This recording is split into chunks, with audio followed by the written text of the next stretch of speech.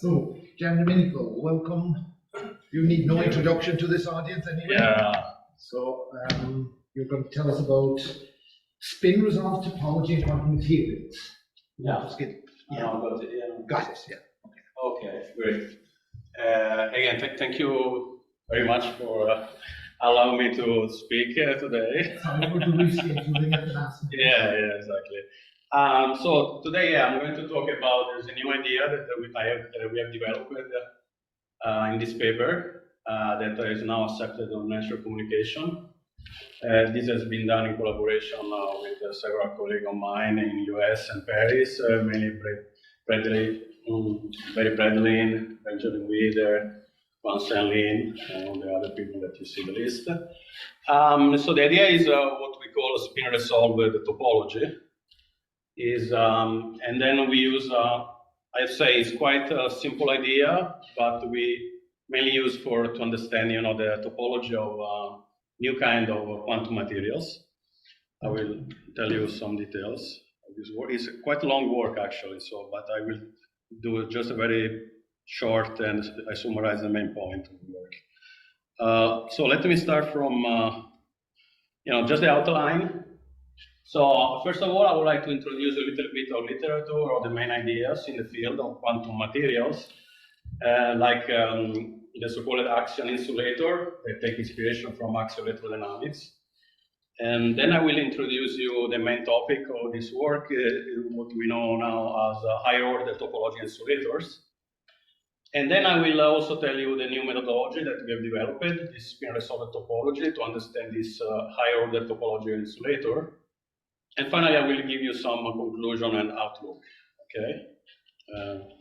Possible new direction. So first of all, what are topological phase of matter? Here I summarize, I think, the main point of topological phase of matter. So these are states of matter that are not described, that are beyond the Landau theory of phase transition. In fact, a topological system like the quantum Weyl effect as well is included in this list, are characterized by topological invariants. So no local order parameter is present in these phases of matter. So usually the topological invariant are really exactly those ones that people find in any book of topology, like Chern numbers. So they come from the Chern classes. And these are usually, well, these are Z numbers. But we can also get Z2 numbers that they can come from the Stiffer-Whitney classes, or other that also I propose the previous literature, like Dixmer duality classes from the Gerb bundle. But I will not go into talk about, I will mainly focus on the Chern classes in this talk. In particular, a subclass of Chern class called spin Chern numbers.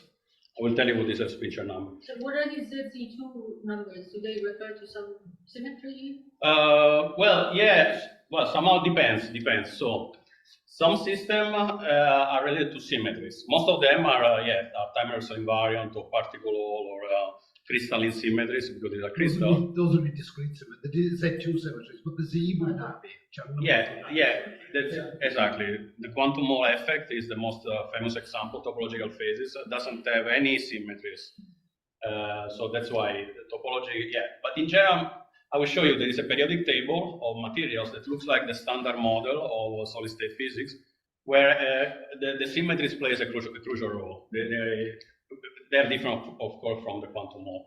Another feature is this bulk edge correspondence. So if I have a topological number, these materials, then I can think, okay, what is the boundary? So I can put always a physical boundary in this state because it's a piece of metal or it's a semiconductor.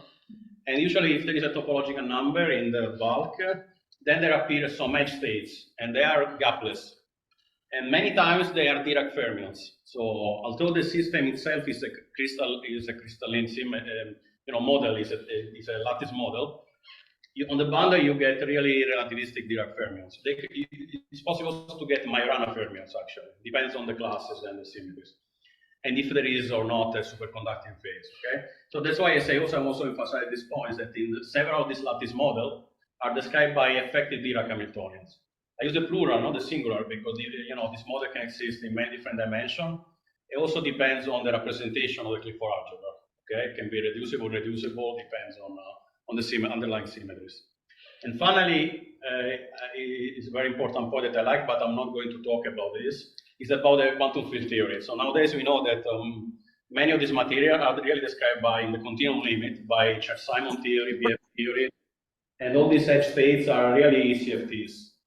So they can be really exotic, interacting, or non-abelian CFT. So there is a lot of, actually there is also gravity in the game. So in principle, we can also introduce gravity as a sort of deformation of crystal. So there are some emergent theory of gravity also in this kind of models. They can be relativistic or not, again, it depends on the context. Okay, so this is the periodic table that I was mentioning before. So this is called nowadays the first order.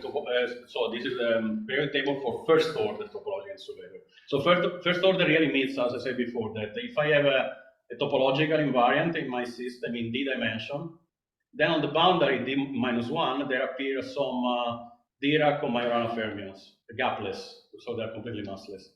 So now what is let me just go briefly through the topology, this periodic table. So here there are some classes with some name. Actually, these are taken by Cartan, so in a completely different context, he introduced these names here. What really matters is that each class is associated to very specific symmetry. T is time reversal, C is particle Hall, that means particle anti-particle symmetry, and S is chiral symmetry, which is not the chiral symmetry of field theory. It is a specific kind of sublattice symmetry, because again, bear in mind these are crystalline lattice models, okay? So for instance, the quantum Hall is basically in class A. I'm talking about space dimensional. So every time I talk about dimension, I only mention space-like dimension, because I assume that there is only one time-like dimension that I avoid to mention, okay? So in space, in d-dimensional space, this is the, actually, again, as I said, this is the quantum Hall. So the quantum Hall does not have any symmetry. So 0 means symmetry. 1 and -1 is a symmetry, okay? What is the difference between 1 and -1, for instance, here is depends on if your operator square, so let's say time reversal symmetry, you define the time reversal symmetry as an operator, and then you ask yourself, squares to +1 or -1? Okay, depending on the sign, then you change family. So that's why this and this, although they share the same symmetry, they are different because the operator square in a different way. And depending on this sign, as I said before, the existence or not existence of symmetry, you can have Z number, as I say, quantum Hall, but then A2 is the spin-Weyl insulator, the quantum spin-Weyl effect is the Z2 number. Then there is also the 4-dimensional quantum Hall effect in Z. So just to understand how you read the table, you're supposed to pick a symmetry. Yeah, you pick up all the symmetry that these are intrinsic symmetry, the space-time-like symmetry, or a particle Hall symmetry. Okay, so the symmetry is determining whether it's which one of those ones it is it? Yeah, so for instance, if you're here, then you do, there is a way to calculate this invariant, okay? And then you get that in 1 dimension, in 2 dimensions, there is nothing. Only in 4 dimensions, there is something that is not 0 in principle. And this is a signature of a topological phase that can exist in 4-dimensional space if you have these symmetries, these discrete symmetries. I just first look at the first column, and I delete the dimension. And I identify what symmetries are relevant to my system. Yeah, here everything is here. You have to start from here, and then all the possible. Then you just pick the dimension that's associated with those symmetries. Yeah, exactly. This comes indeed. So you see there is a periodicity. Actually, this comes from the Bott periodicity. So it's really related to some underlying. That's why there is a way to classify all these things in terms of K theory. So there is a very deep classification from topology. So you can use homology or homology, but in principle, K theory is the most. So it's very similar to the classification of brains or deep brains when you do K theory. It's very similar. Probably you can extend it beyond just spatial dimension, because the Bott periodicity depends on P minus Q. Yeah, you can also have a. This is all Q equals 0. Yeah, no. Negative direction. Well, you could think about the defect, the dimensionality. If you introduce some defect, you say codimension. So you have your the dimension of your manifold plus some defect. There is a question? No. Okay. No, I'm thinking the signature of metric. I'm thinking the signature of the metric. The signature of the Well, metal. The signature of the Clifford algebra. The Clifford, yeah, indeed. No, here there is all the, indeed, you can classify through the Clifford algebra. It's everything. generalized negative dimension, negative direction dimension. Well, in principle, yeah, sure. I mean, but I mean, I cannot give a physical meaning to the negative dimension in this context here, right? So the 3+1 is No, what is the negative dimension? the signature dimension. The number of pluses, number of minuses. Ah, yeah. No, but here it's only space. Yeah, So but you can't be extended. I could. No, in principle, no. From the K-theory point of view, no, sure. So the signature in general. No, I agree, totally agree. The Clifford, yeah, can have both. I understand now. But here we pick up only the, the plus because we just have in mind some material. No, you are completely right. That's why I say, in principle, that's why this can be associated really to this K-theory for the brain. There you can pick up on whatever you want in principle, right? No, it's a silly question. So, for Yeah. example, for that AI, I'm guessing, the fact that you have so many zeros in the first three dimensions, does that mean you need to have a full dimensional? Yeah, the simplest, yes, exactly. The smallest one in this class can only exist in four-dimensional space. Yeah. So it will be 4+1, okay? And as I said, imagine this, each of this class is associated to a Dirac Hamiltonian. Let's talk about Hamiltonian, not Lagrangian, okay? Because for each of this class, you can you can define first the Dirac as usual, right? But then you can pick up the gamma matrices that are compatible with the symmetries, right? Because if you change the representation, you can break a symmetry, you can keep a symmetry. So it's really a sort, that's why I say standard model in the sense that the Dirac theory plays a central role also here, in principle. Not all the models are Dirac-like, but the Dirac contains most of the information. That's why it's quite general. That's why we use Clifford algebra again, because the Dirac is hidden there. How is S related to parity? The parity, yeah, there is a parity. Actually, we call reflections inversion symmetry. It's introduced later. I will show you because exactly, very good point. So if you introduce some space-like symmetry, like a parity or a crystalline or rotational symmetry, other discrete rotational symmetry, this table complete extend. It becomes much bigger. Yeah. Parity indeed is important, but can be. There is a different also kind of parity. So parity for you is when you flip only one sign, or when you flip all the three direction space. Because that's why I distinguish parity from reflection. Because one system can be just invariant under one reflection, another symmetry invariant under three reflection. There is a CPT theorem. In some of them there is a CPT. In others there isn't.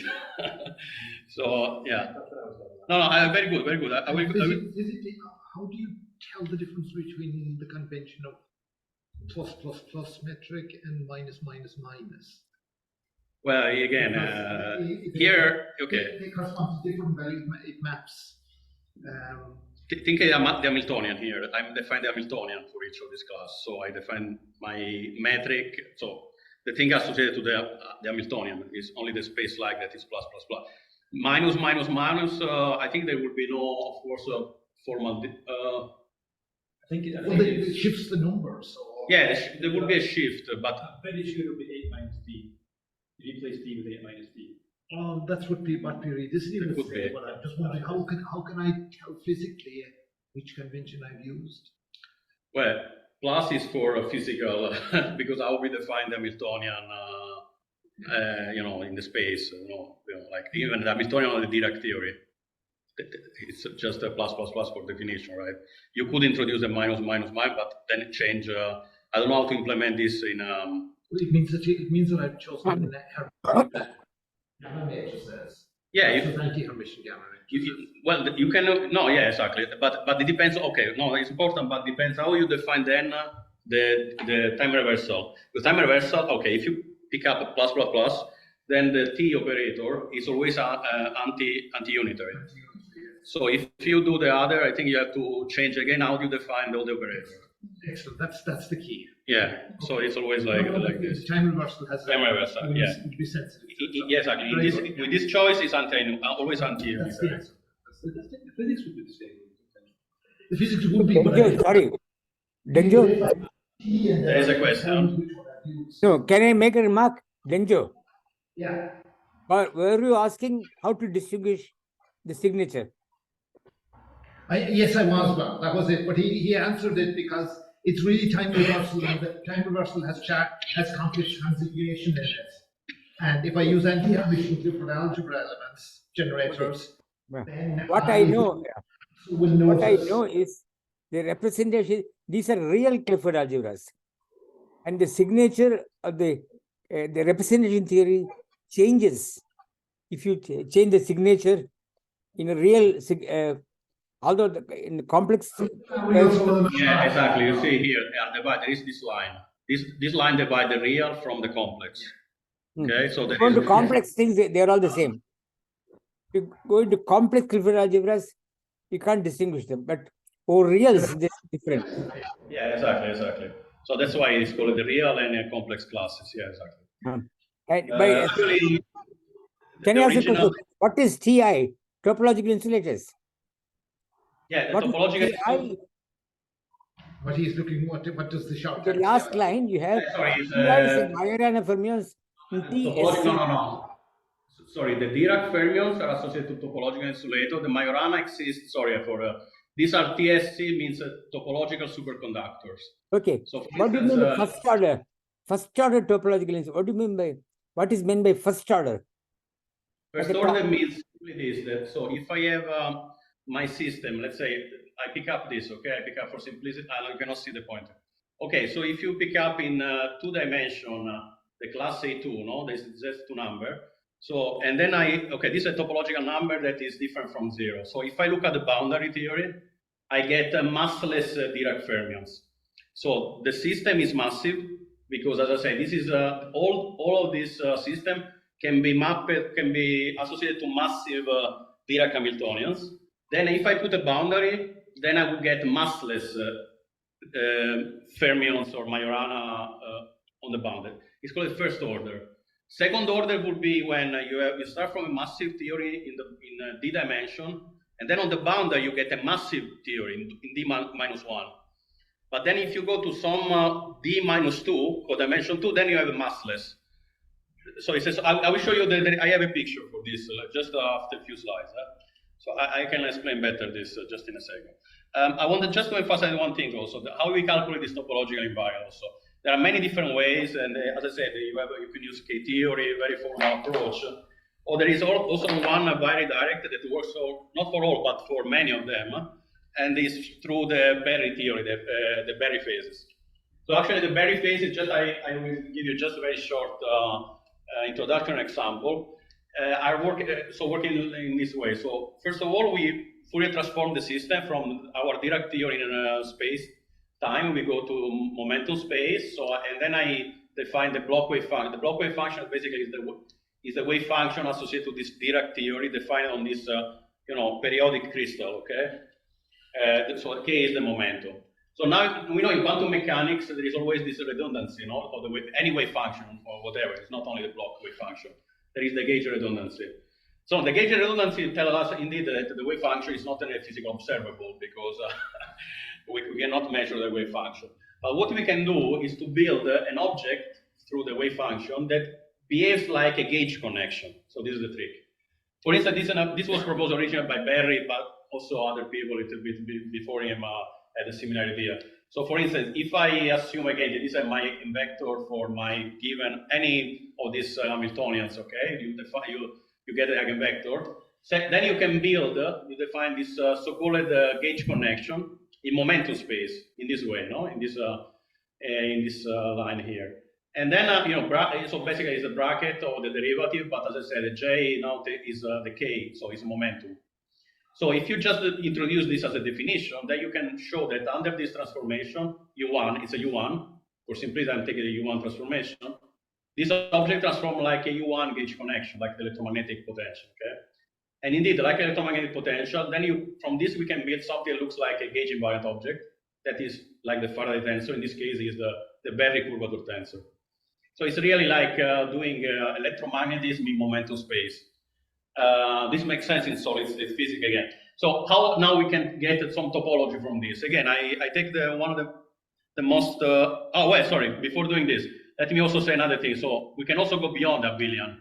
We can also introduce non-abelian Berry connection. This was originally introduced by Wilczek after, I think a few months after BiBr paper. He says that, of course, we can also go beyond U1. We can build SUN or UN and non-abelian connection.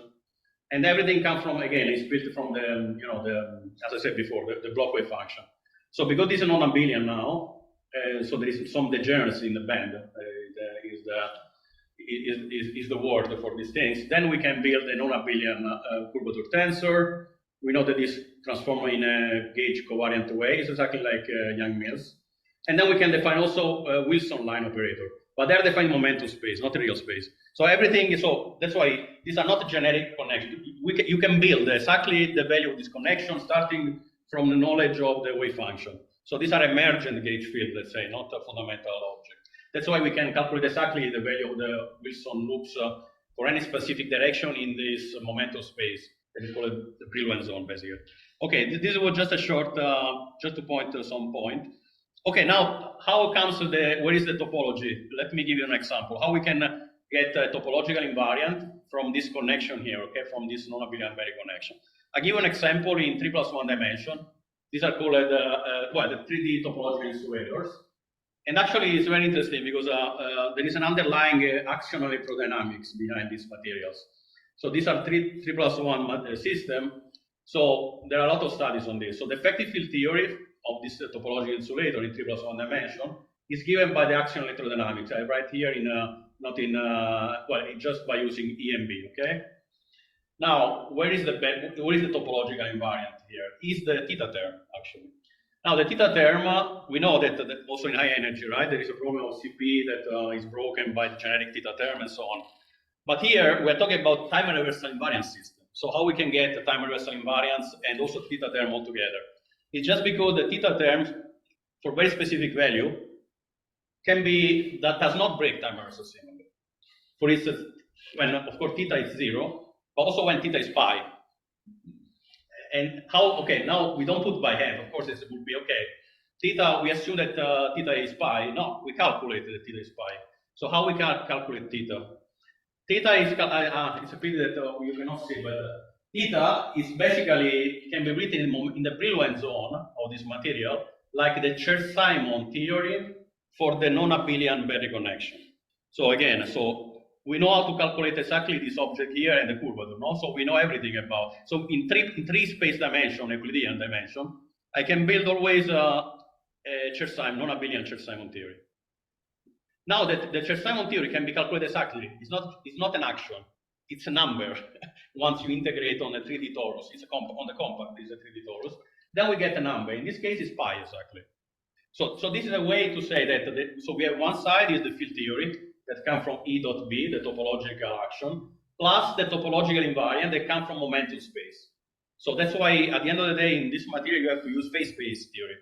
So you have to combine momentum and real space-time to have a full understanding of not only the topology, but in general, the physical feature of these materials. He said is the Brillouin zone. It's this 3D torus because it's a 3D material. So everything, that's why the 3D topological insulators are described by the theta pi and from the axion electrodynamics, the space-time part. And there are some physical consequences of this. Now, indeed, what is the consequence? That now, if you remember, on the boundary of this material, you have Dirac fermions, okay, that are massless. But you can put some magnetic impurities. You can put some ferromagnetic part. Then you can open a gap. So you can create a Dirac mass by using a magnetism. So this is the trick. So because it's like the Zeeman effect, basically. So you have, imagine this. I can simplify on the board this. So it's really the field theory argument that basically, as I said before, on this material, we know for derivation that we get this kind of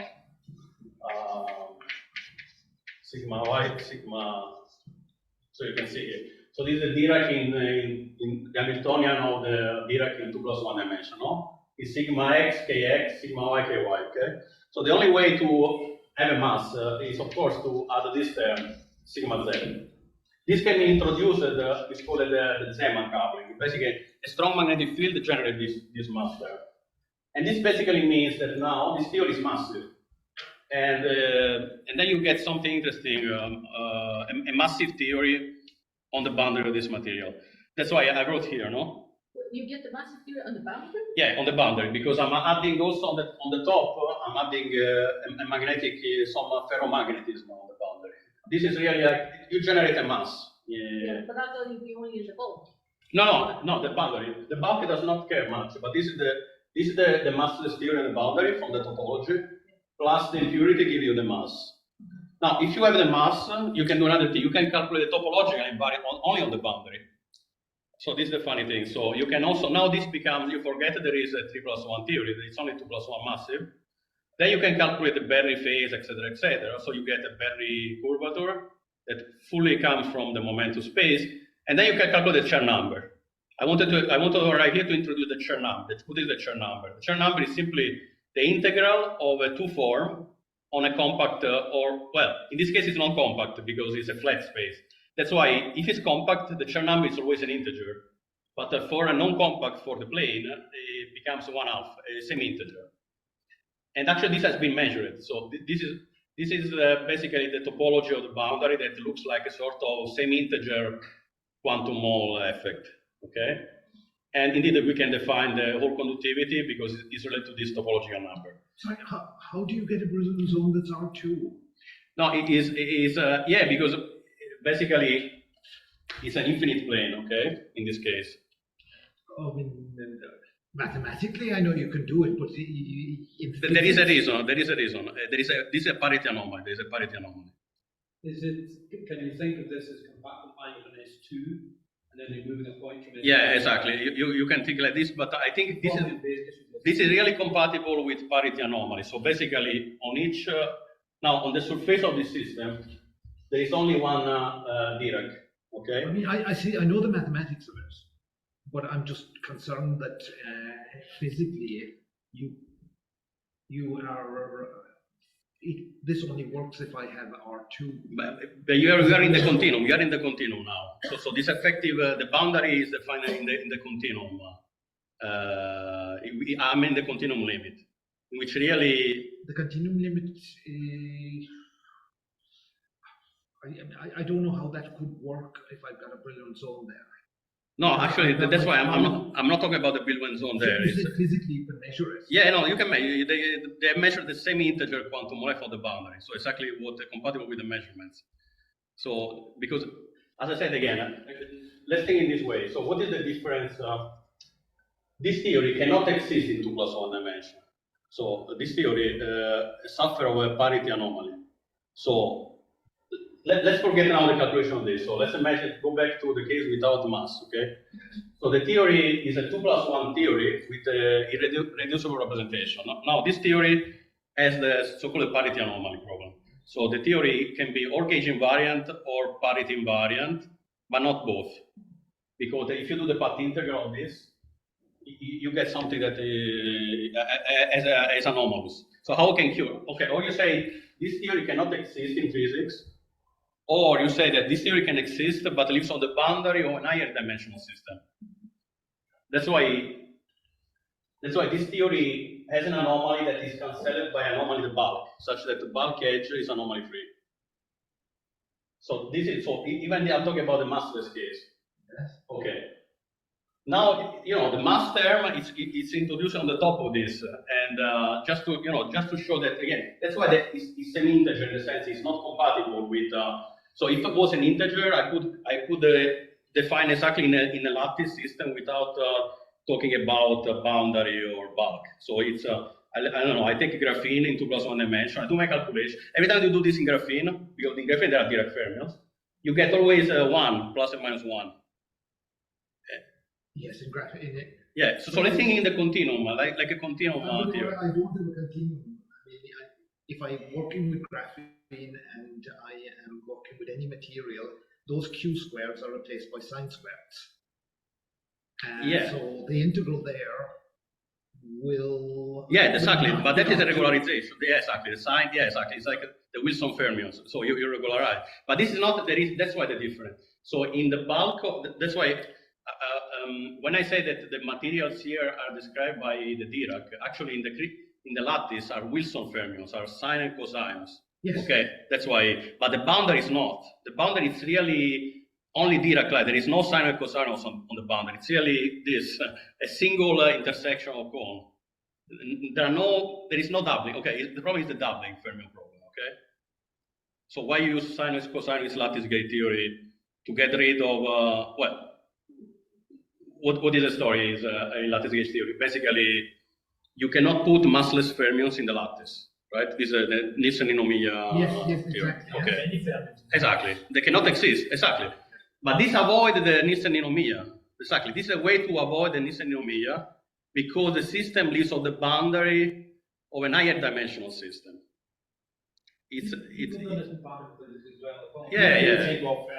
Yeah, exactly. The domain of fermions by the famous guy in lattice gate theory. Exactly. It's exactly domain exactly the same. So it's exactly what you use in lattice gate theory to deal with fermions.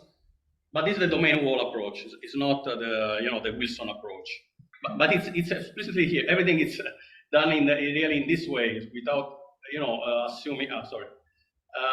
Again, that's why there is this story about the semi-integer value of the Chern number.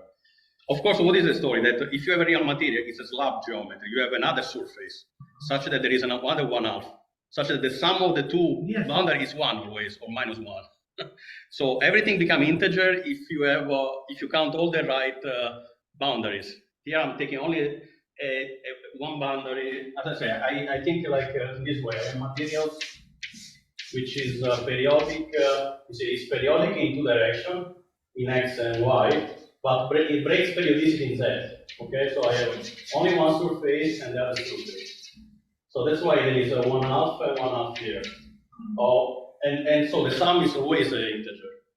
So you see, that's why the doubling exists. The doubling exists, but are on two disconnected boundaries. so this is again the trick. And in graphene, that's 1 because you don't have a voltage. Yeah, exactly. Okay, so this was a little bit the story that we just understand. Now let me go to the question about what if you had a crystalline symmetry or like inversion, like parity. Then this periodic table explode. Now I don't want to go through the details, but basically you see how many numbers change completely once you introduce reflection symmetry or some C4, CN symmetries. Here, don't worry about the meaning. I mean, you can take for each class. You see, there appear more times. BDI appears, but this is reflection into direction. This is C is the rotation. If I remember correctly, with sorry, R is the number of reflection. No. Okay, I just took now. I want just to mention this that the crystalline symmetry expand enormously your periodic table. Now, that's why we call nowadays this crystalline topology insulator, not only topology insulator. Now, what happens when we do pick up the right symmetry? Let me simplify the story. So, and what is 2z? 2z is the fact that z can only be an even number. So remember, I said z is plus and minus 1. Yeah. 2z can be 2, 4, 6, right? Yeah. Can you say a little more about what the classes are? Are these like crystal structures? Okay, the name of classes here depends only on this time reversal particle hole and chiral. But then on the top you have to add some extra symmetry, and then depends on which symmetry. That there are a lot in the crystallography. You have a lot of symmetry. Then you end up with some modification of the numbers. Okay, but I want to emphasize a little bit of physics. This is just a classification that I want to give you a physics. What happens when we do this? So again, crystalline symmetry can protect now the topological states of more exotic boundary. Because this is what I say now, going back to the question by Bal about what is first order. Again, first order means this. If I'm in one dimension, I have some edge states on, these are, the color means massless, and gray means massive. Okay, this is the, in 2D, you have a massive Dirac theory and massless mode on the boundary, the same in 3D. But now second order means that if you are in 2D, this theory is a Dirac massive, the edge are massive, and the zero modes that can be Dirac or Majorana zero mode is only on the corner states. And the same here in 3D, you have just some 1+1 Dirac theory CFT that lives on the hinge states and so on. So you can have second order, third order, and depends on, it's a sort of tower. So this we understand nowadays a little bit better, but these were introduced originally only in 2017. But as I said, we have now a classification related to the previous table that we have, but we want to understand now the physics more than the classification of numbers, okay? Or, okay, topological numbers are important, but what is the physics here? That's why I also, some material like this, you see, there are physical material that looks like this. So you see, this is a part of a crystal that when everything is massive and these modes lives on this, blue and red lines. Okay, this can be very complicated path in principle. But the idea is, as I said before, that you have a Dirac theory that is massive, the boundary is massive, but some interface that are like domain wall trap zero modes at the end. So it's about the codimension of the domain wall, okay? Right, are they supposed to be things that are sitting on top of a space? Yeah, imagine this is a piece of material. This is like a bismuth. This is bismuth. It's a material that is a 3D crystal with bismuth. And there are some smaller part of this bismuth. It's not perfectly flat. It's a real material has some, impurities. Then what you see in the bismuth is exactly that the Dirac modes, the Dirac fermions, moves in this along this path. And they are time reversal invariant. There is a chiral left and right. You see, that's why blue is left and red is right. So it's really the CFT 1+1 that lives now on the system in higher dimension. That's why it comes a little bit like similar to this domain wall fermions from lattice gate theory, because it's really the physical representation of experiments of these kind of ideas.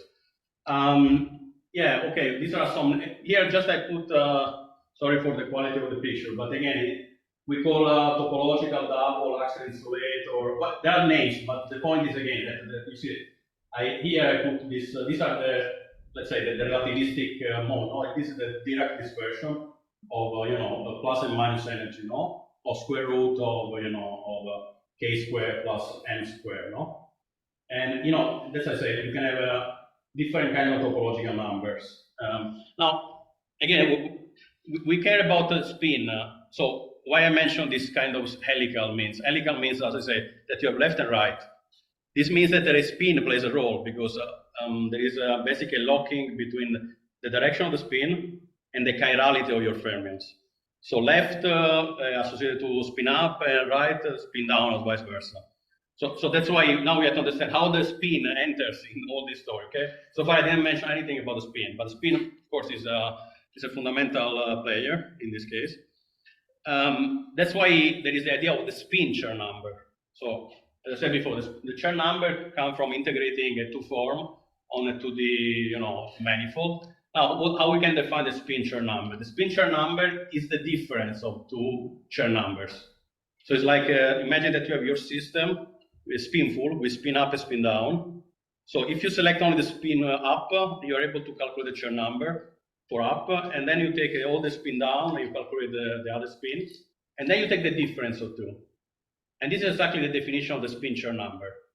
So that's why it's a sort of spin resolved topology in the sense that the spin plays a role, enters in this game in this way.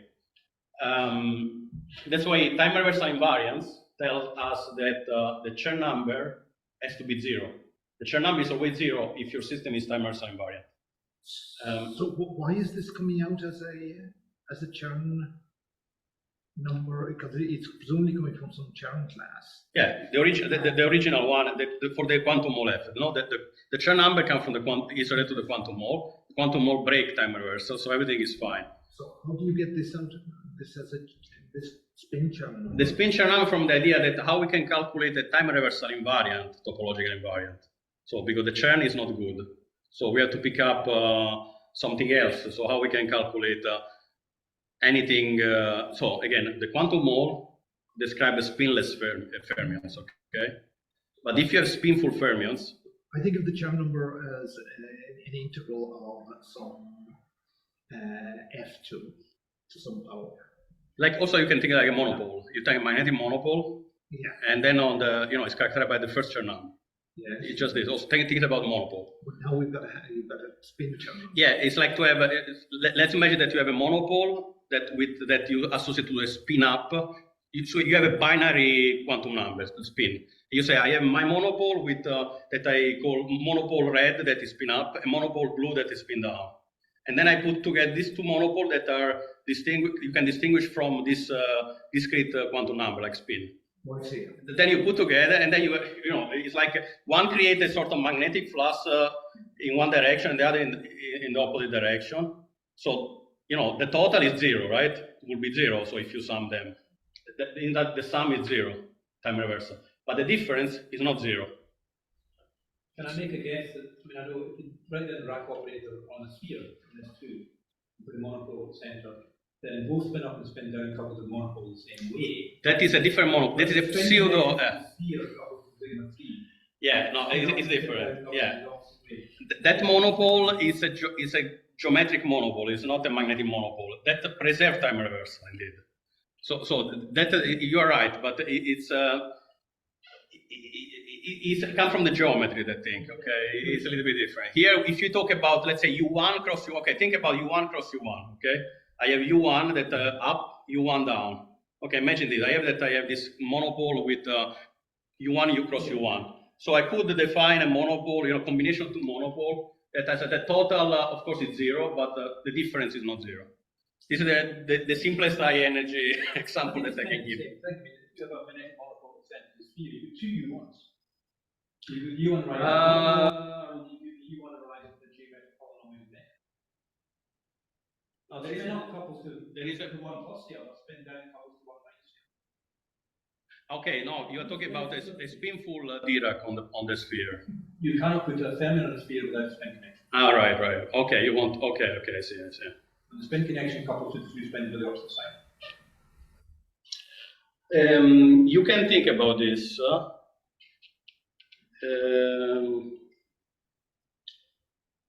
That would be okay. Let's start together. Okay.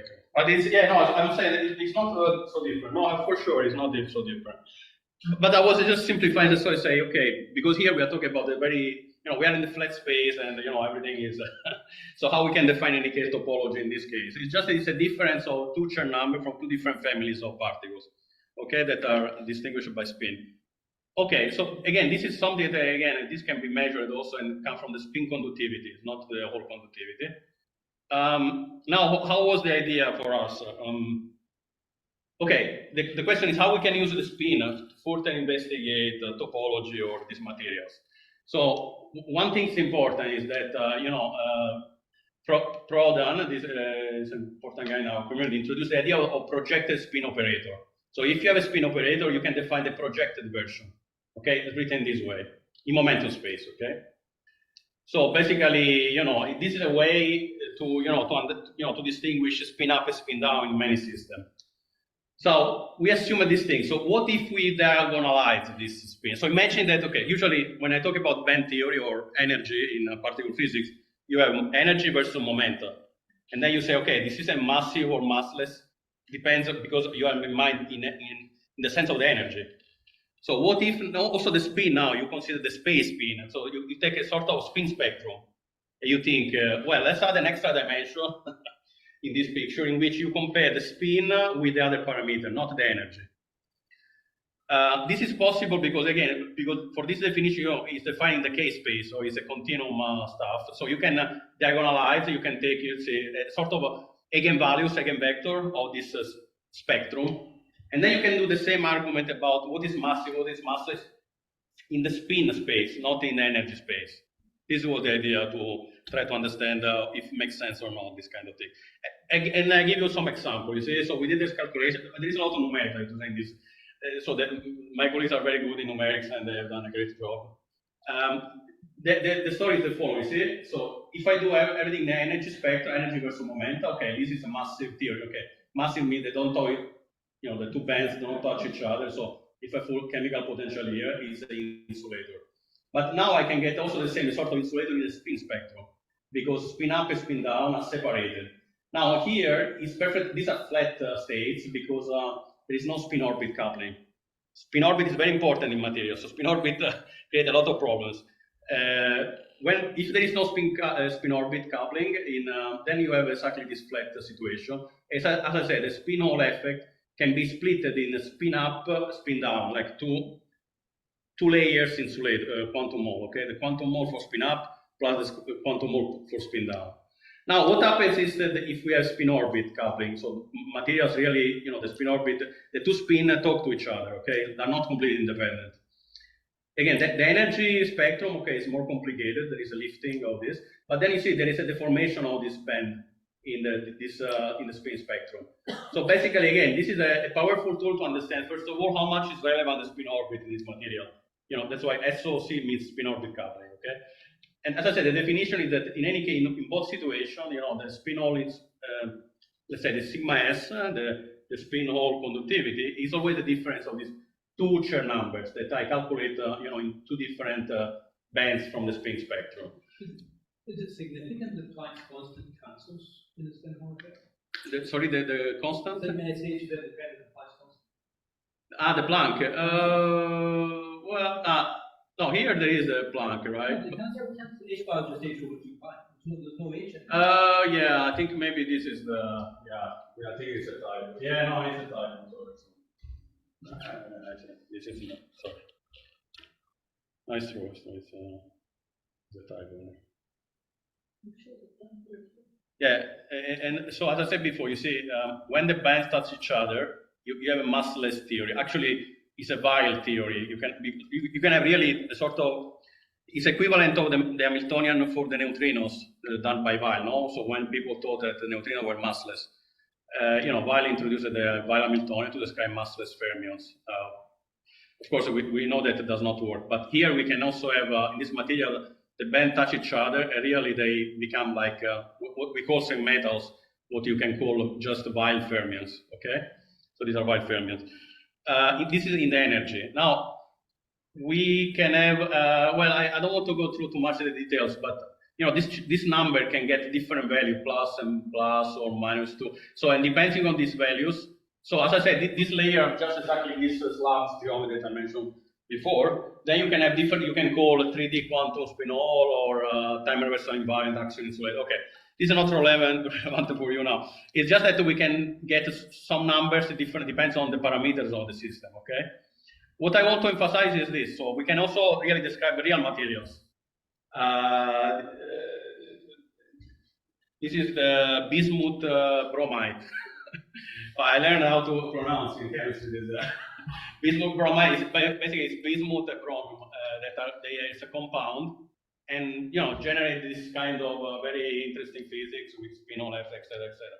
Now let me just focus on this, even without going through the details. You see, we can understand phase transition just looking at the spin spectrum. So the energy spectrum does not change much, but when you plot the spin spectrum, you can enter in different phase transition. You can have a 3D quantum spin-hole effect, then at a certain point some parameters in the system, the spin gap close, and then you enter in this double axion insulators, and then close again, and you go back to the other. So basically, with this spin gap, we can understand better phase transition so remember, usually in condensed matter, phase transition comes again from checking energy versus moment, energy versus parameter. But now we have also spin versus this parameter. So there could be new kind of topological phases, transition that occurs only in the spin space and not in the energy space. So that's why the concept of spin, but this can be generalized to any kind of quantum numbers, can be extended. You can go beyond momentum space, energy space. You just introduce all the quantum numbers as parameters. So you have a 10-dimensional system with different kind of gaps around. So what is the structure of this material? I mean, it's a three-dimensional. Yeah, it's a three-dimensional. Is mainly made by bismuth bromide here. So the violet is a bismuth, and it's a very common material for topological insulators, and bromide. And how many atoms are in the Brillouin zone? Well, you see how many bands. You see, this is a Brillouin. You see how many bands. It depends on. There are a lot. Yeah, I mean, all this model about Dirac are simplified. The real materials have a lot of bands, much more complicated. So the unit cell, you see, is 12n or even more. So there's something like 12 atoms in the unit cell. Yeah, and then periodicity. Yeah, no, the unit cell is all I need. Yeah, it's a big one. But at the end of the day, you can use, what I explained in a simplified way for Dirac-like model can be generalized also when you don't have any Dirac, you don't see any Dirac cones or anything, but still it works. As long as the gap does not close, it's possible to check that there is a topological phase. And actually there is a transport measurement. That's why we propose how to check this through transport measurements. These are spin-hole conductivity, as I said before. Because time reversal symmetry is always preserved and never broken. So, and your diagram here, when I go to the transitions between those, that looks quite sharp. That's why I say it's like a second order phase transition. So the gap closes there. Yeah, but only the spin gap, not the energy gap. The spin gap. The spin, that's the difference. So you can have, if you look only at the energy, you don't see any phase transition because the gap never closes. These are all material that looks in this phase. That's why I skipped a little bit. But let me say, you see, these are 3D quantum spin-orbit insulator. This is the difference is the spin Chern number. You see, we have 2, 2, or -2 and 2. So if you look at the energy, you don't see any change. But only if you look at the spin spin spectrum, you see a phase transition. That's why we understand this phase transition in terms of the spin spectrum, not the energy spectrum. Angular momentum. Yeah, sure. Yeah, this is how everything is conserved. But I want to emphasize this. That's why phase transition can be detected by looking at different things than just energy. Sure, I mean, but that's normal enough, I would have said. You look at some order parameter. Yeah, but remember the topological phase don't have any local order parameter. Yes. This was the crucial point at the beginning. We don't know how to understand it in general because there are no order parameters. Even spin here now, it's not as the spin is not related to topology. It's just another things that we can use to detect phase transition, topological phase transition. You see, it's always the number associated to these phases are just this integer number always. It's not a continuum or smooth number. This can be only quantized. That's why they move from +2 to -2. There is not any intermediate value. So the spin bands are crossing yeah, they close the gap, the spin gap, and then this change from +2 to -2 or vice versa. Yeah, this is the subtle point. Oh, sorry. For these phase transitions, can you still define critical exponents, for instance? Well, that's a problem again. There is no local order parameter. It's not a Landau theory anymore. But still, you have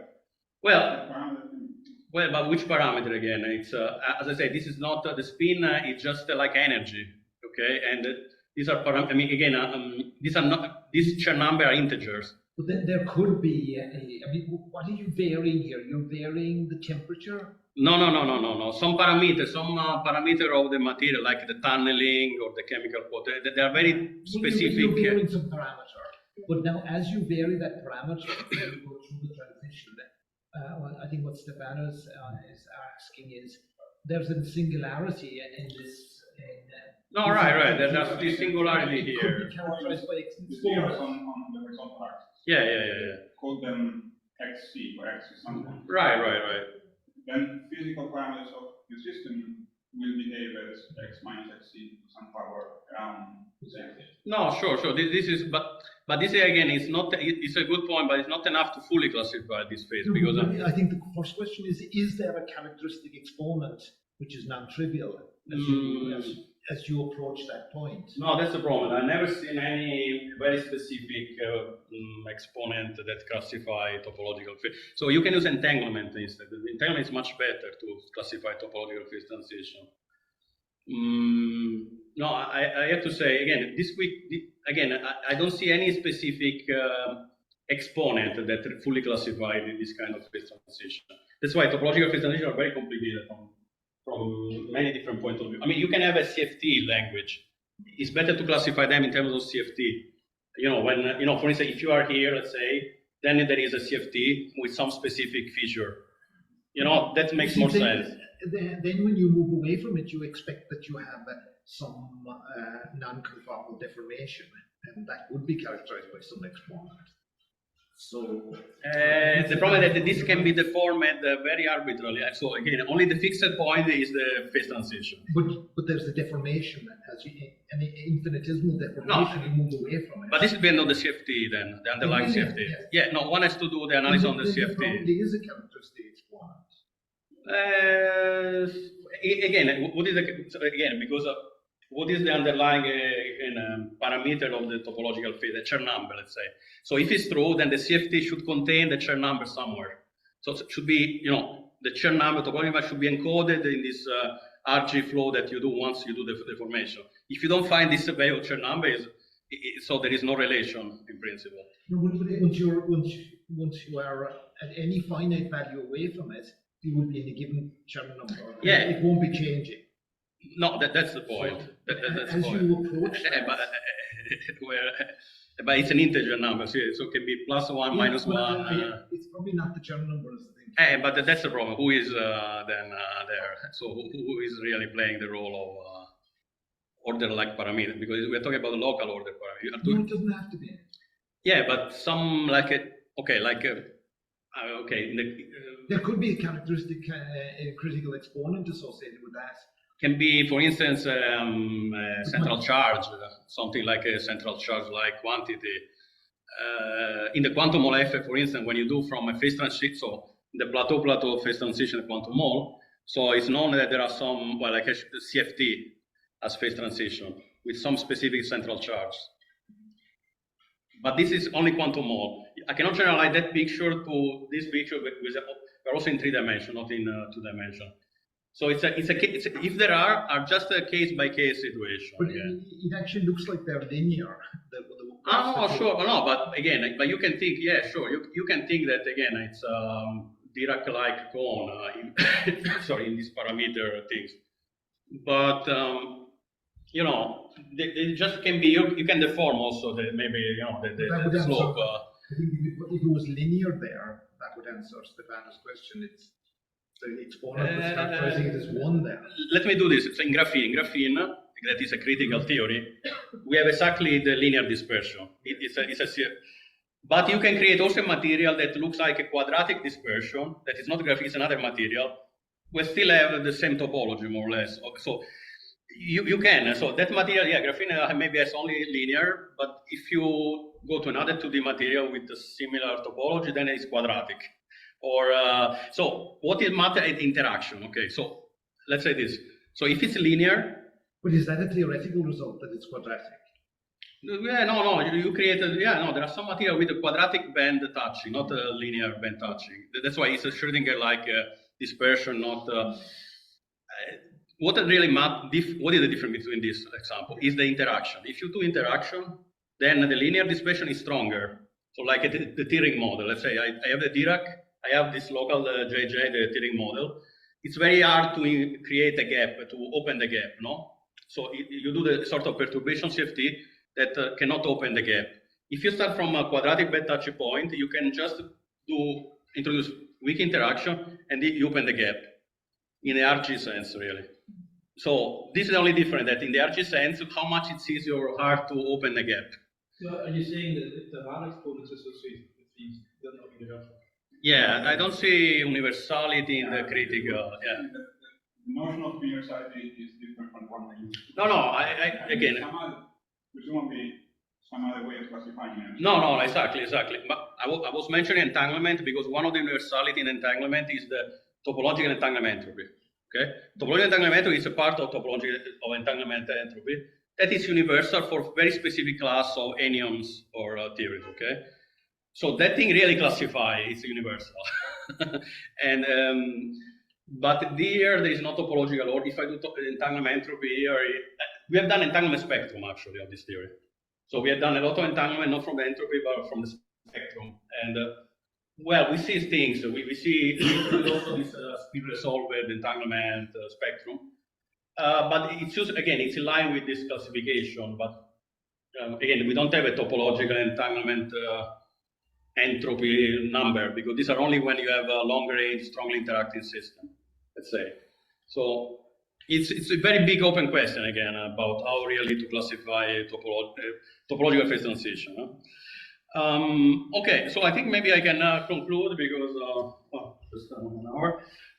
So I try to convince you that again that we can understand topology in spinful system by introducing the idea of spin-resolved topology, particularly in quantum materials. I think they are useful.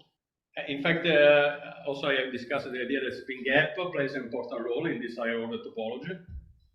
And I just mentioned before, you can understand also many of these things by using entanglement, and but in particular this spin-resolved entanglement spectrum.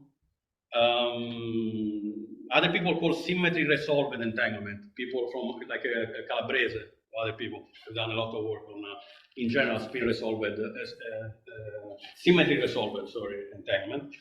Well, in the coming work also, what we would like to do is to understand all this story from the field theory point of view, of course. So what are the underlying field theory? As I said before, no, the Chern-Simon theory is important for the quantum Hall effect. But who is the underlying TQFT for this HOTI higher order topology? So this is a very open question. And the other thing is that this idea of spin-resolved topology does not require spin. You can replace also with flavor, Valley layer, and you can do something very similar. So in principle, you can understand the internal space just by using this concept of symmetry resolved topology. Okay, thank you very much.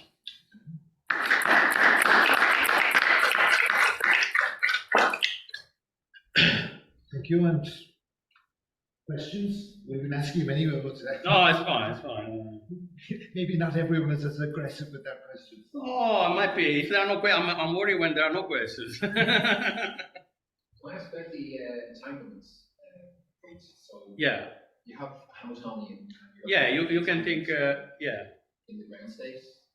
So it's like the idea of Haldane, Lee, Haldane, no? So what they've done, Haldane. So there was a lot of work, of course, on entanglement entropy.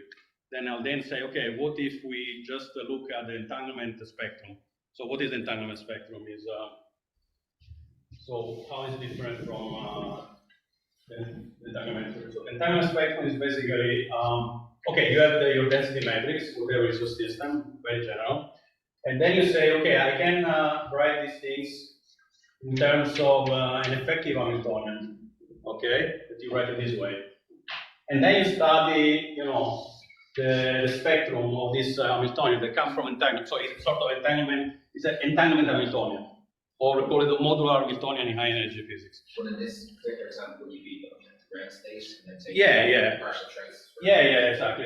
We care more about, of course, ground state, because topology is dominant there. So we also because there are a lot of numerical work on general entanglement spectrum. Entanglement spectrum is able to predict also the edge states.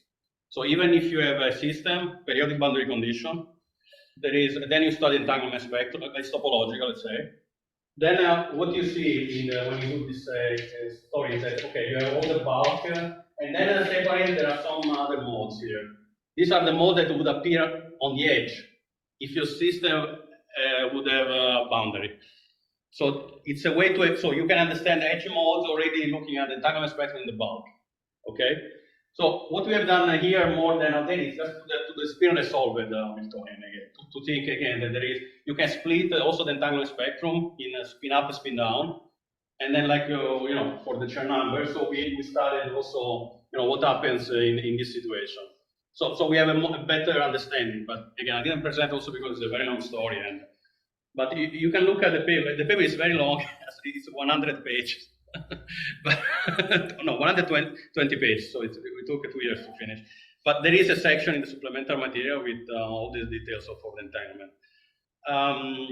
Honestly, I would say that entanglement becomes, I think, much more relevant if you add interaction. Because as long as we talk about, so what is the story?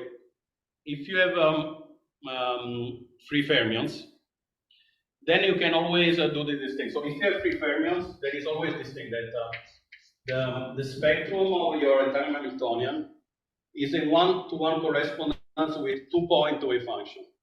So you can you can always calculate 2-point wave function in your system. So entanglement, in the everything negative, no? Okay, then you take the correlation between the two, okay? If the theory is free, you can understand everything for 2-point correlation function. But if it's interacting, strongly interacting, this is not true anymore. So the spectrum, you have to pick up a 4-point, 6-point. It is complicated. But that becomes more interesting because numerically you can still understand topology even if you don't have, because when you have the interaction, there is no band structure anymore, right? Everything is like a quantum fluid or is fully interactive. But still the spectrum is still well defined. You still can see edge states, even if there are no bands. That's why the only problem here is that you require numerics. It's everything numerically. In entanglement entropy, you can do many analytic calculations, but in the spectrum, it's hard to do. To claim. So only in the CFT, so only for very special CFT, there's some on the compact, there is some statement that the entanglement entropy spectrum behave in a certain way. But for condensed many bodies, just numeric, you put in a computer, which is not my really taste. But okay, it's important to combine this with the other approach. Yeah. Are there other questions? Maybe comments about this. Going back to this question of the universal classes. Yeah. I was thinking probably this picture that you had at the beginning with the diagram of different dimensionality, that suggests that the situation is more complicated than the conventional. Normally, for normal distribution, we know that as you increase dimension, D equals 4 is special. Yeah. And Yeah. if you go above D equals 4, Yeah, no, it's true. Absolutely. Absolutely. And don't get more complicated. But here, this picture where Yeah. we find there's more and more classes. So that suggests that. Yeah, exactly. Dimensional classes should be much more complicated. No, exactly. That's described in the universality classes, etc. But there could be something interesting as well as you approach the transition. The transition itself yes, absolutely. is, can have some. Can we see the second? The more complicated, more complicated one, because there was so much of that I didn't get. Yeah, I put one of the many tables now. Yeah. So, for instance, the symmetry. You've written U plus and U minus. Yeah. Can you explain a little bit about those? Okay, it depends. These are they contain a lot of things, but basically, if you let's say that you are in use delta instead of D. No, delta, yes. So delta because delta is. You can think like this. So delta coincides with D. If you don't add some defect in the system, you can add, because the delta is the codimension of the defect. Okay, so let's forget that defect because I took from another paper this. So let's assume that this is a delta is okay. Now the point is that the class, as I said, the number, let's say that A1, as I said before, is just time reversal, no particle, no chiral. And now this symmetry here basically are crystalline symmetry, as I say. So for instance, if I start with U, what do you mean by U? This was taken by paper, but I think here is U should be the reflection symmetry, and plus and minus is how it squares.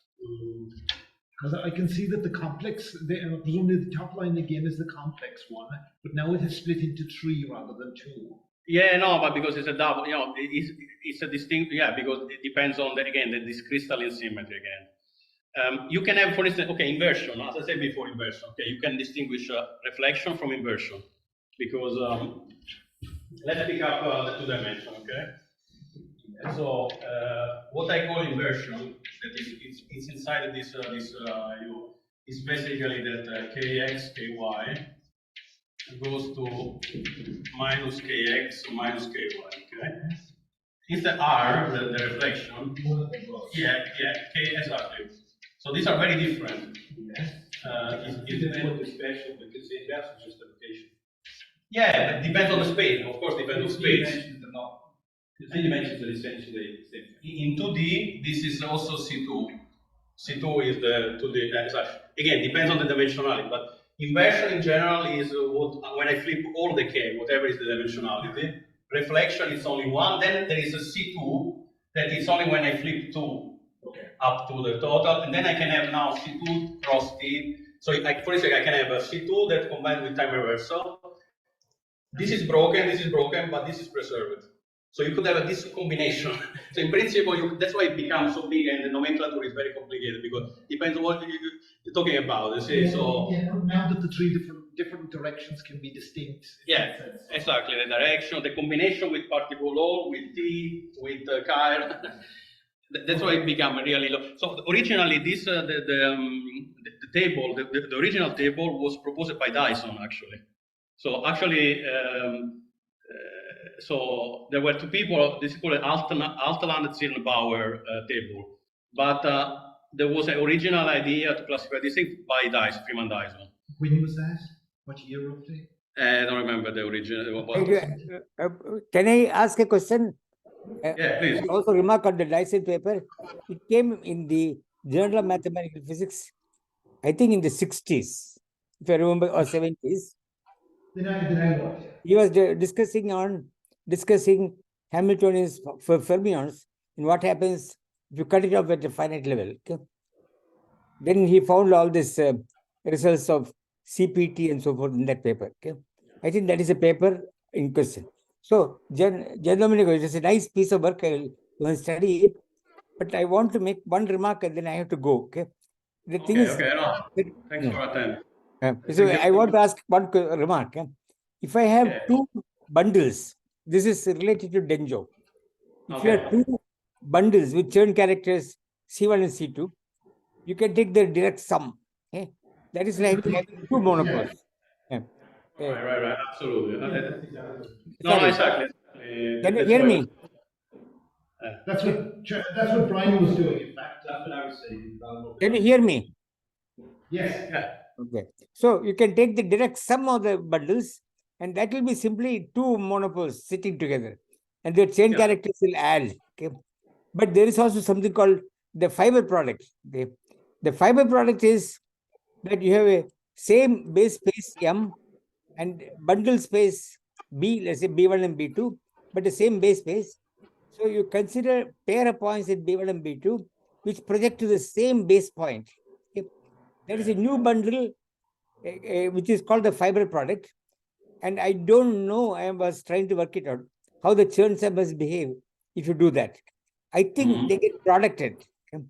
You get C1 times C2, okay, or something like that. C1 minus C2, I don't know how to get. Okay. Which was Denjo's question. Okay. I don't know how to get that. You do know how to. You know you can get differences of bundles. Yeah, exactly. K theory is exactly what you do in it. You can even have virtual bundles in that setting. There is also probably the fiber product is related to K theory. Grothendieck's way of going through the Grothendieck. Okay. They're always defined by addition. I see. I think also there are some phases that are not really into this periodic table. I mentioned, so not everything is here, even if you take all the symmetry, etc., but because there is another bundle that we consider that is the Euler bundle. So is this Stiefel-Whitney? So with the Stiefel-Whitney, you are going also a little bit beyond this because we have this SON fiber bundles there. And so what is the problem there? So maybe I can give also an example why. Okay, see you, Bob. Thanks. No, just I wanted to mention this that maybe it's a little bit because usually it's in terms of band structure. Okay, so each band has a bundle, let's say, as a Chern number, So usually, and then you can sum them, even if they don't talk to each other. You sum. They're on the same base, so you can sum them. Exactly. The problem is that when you introduce this other one, the Euler, for the Euler, for me the Euler is when you have two bands that is associated to SO2. Imagine that you are in two-dimensional Euclidean, SO2. So the Euler basically, is the Euler characteristic, but now it's like a bundle. It's not like of the base manifold. So if you introduce another, you see, this is well defined in two dimensions, if and only if I have SO2. Now, if I introduce another band that cross, then this you break SO2, so you have another band that, and this is not defined anymore like a topological invariant. So this is called fragile. We call it fragile topology. So this means that if I have my topological invariant, then suddenly I have a band that is trivial and merge with the rest that is topological. You don't have the topological invariant anymore. You destroy the topological invariant through trivial band, adding trivial bands. Then one of them should be considered the negative, the negative of the other, because the sum of the two of them is 0. Well, no, I would agree if both are independently topological. I'm saying, imagine that this topology is not topological. When they merge together, so it's like to have SO3, let's say. But this is not well defined, the Euler, I'm talking in 2 dimensions. So fix the dimensionality of your space-time. So, yeah, the Euler is just, is the characteristic, is the integral of R equal K, no? So in 2 Euclidean dimensions, no? The only way to build this object is through SO2, no? This is the Euclidean rotation of the space. Exactly. But in this picture, when this is a bundle again, so the extra band to give rise to an SO3. Are you saying both bands are topological, or one of them is topological? No, I'm saying that one is non-topological, but destroy the topology of the other. That's why what you say was correct for Chern number. If I have Chern number plus and minus, they merge and they destroy each other. Yes. Or if it's plus and plus, the sum is 2. Yes. But this does not work with this fragile number, with like the Euler. So you're saying the SO3 trivial? Well, how you can build the Euler invariant from SO3 into exactly. So it's gone. So the topology is not well defined. You're saying that you have the SO2 bundle that gives you a non-trivial topology. Yeah, imagine this. Imagine you have an SO3 bundle that's trivial. Yeah, it's and when you add them to trivial. Yeah, exactly. This is well. Yeah, no, it's a real K theory, but again, it's like at least the word that we use is fragile because it's not robust like the Chern number. So this is the point. So this thing that you can destroy topology without. Well, okay, for sure they have they figure out a more rigorous way. But this was just the very last comment on this. Stable. It's whether the one is stable. Stable, yes. Yeah, stability more.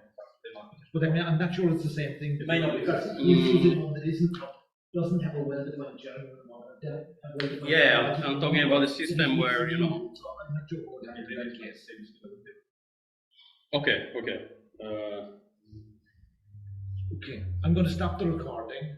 Thanks again. No, We can thanks. continue, but just the recording is going to be. Okay.